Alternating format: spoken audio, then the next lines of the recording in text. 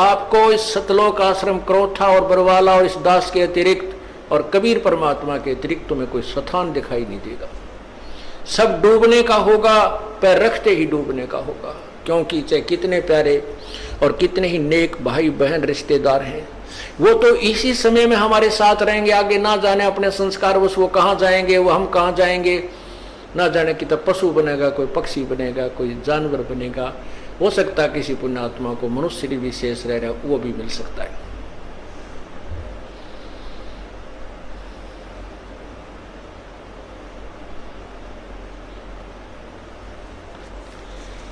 इसलिए हमने परमात्मा की भक्ति करनी चाहिए। और ऐसे आपके अंदर जो तरफ बनी है,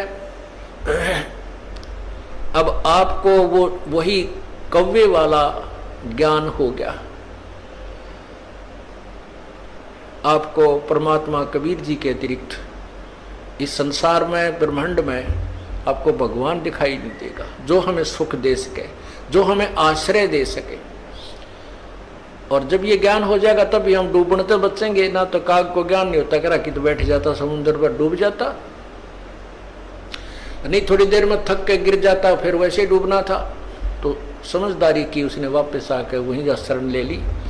तो अब ये भी हुआ है कि जिनको हमने धमका दिया था, खुरका दिया था, वो बार बार गलती करते थे, वो आया ना करते, नाम भी छोड़ दिया था, अब वो भी उल्टे आगे।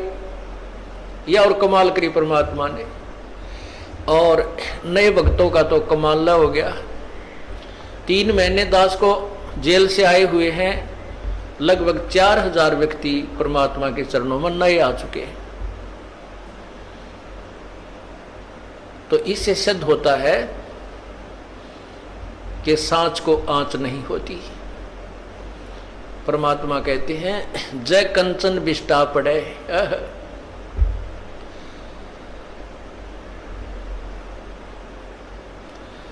तो घटे नता का मोल।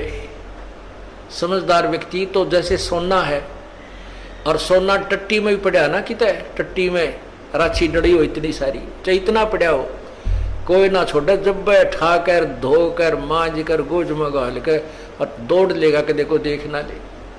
तो ऐसे ही जब हमें परख हो जाएगी, लोगों ने अब इस दास के ऊपर सोने के ऊपर टट्टी डाल दी और हमारे बच्चों ने वो टट्टी ना दिखी, सोना दिखा। तो पुण्यात्माओं, उनके द्वारा डाली हुई वो टट्टी, यानी उनके द्वारा गंध फैलाया हुआ भी साफ कर रहे हैं, लोगों को समझा रहे हैं, ये झूठ बोलते हैं, ऐसा कुछ नहीं उस आश्रम के अंदर, और सोना भी ले रहे हैं। तो इस प्रकार